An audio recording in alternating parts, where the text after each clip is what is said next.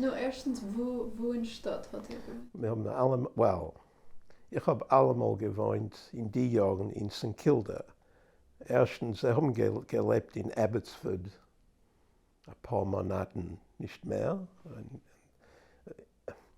Was ich lache wegen dem, war, wir stammen 90% von den Menschen, mit wem man das gerät, haben wollen reden wegen Carlton.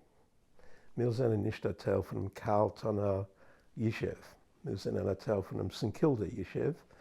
Und wir sind alle Jahre gewesen in St. Kilda auf der anderen Seite von Yarra River. Und was für ein Mensch du bist das gewesen?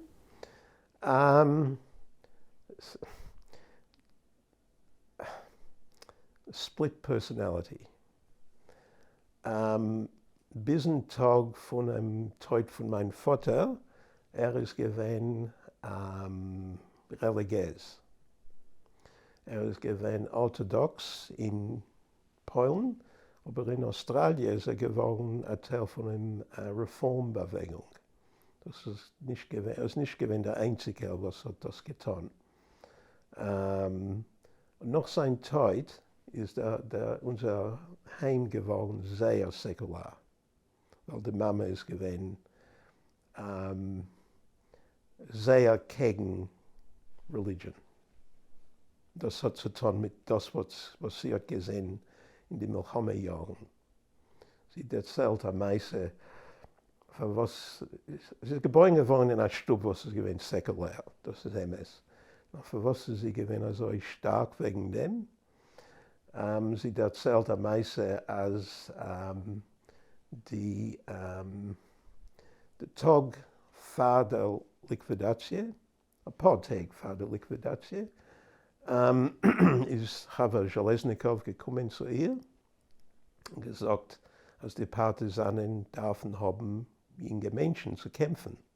Wir wollen kämpfen gegen was kommen vor. Hat sie gesagt, dass ich kenne einen Ort, wo es ist voran 30, 40 Jüngler in die Jahren. Sind sie gefahren, es gibt eine heder. Und Železnikov ist rein in heder, zusammen mit der Mama. Das ist ein bisschen nicht normal, sie haben eine Frau in der heder. Und hat gesagt zu den Rauf dort, sind ein paar Tage herum, wird sein die Liquidation von dem Ghetto. Wir dürfen haben die Jüngler. Wir wollen sie alle retten. Komm mit uns und sie wollen kämpfen. Wir wollen sie geben Bixen.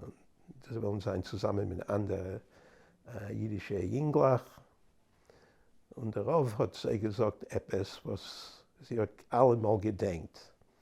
Und hat gesagt, als Gott wird helfen, gar nicht wird geschehen zu uns, weil Gott gibt Achtung auf uns.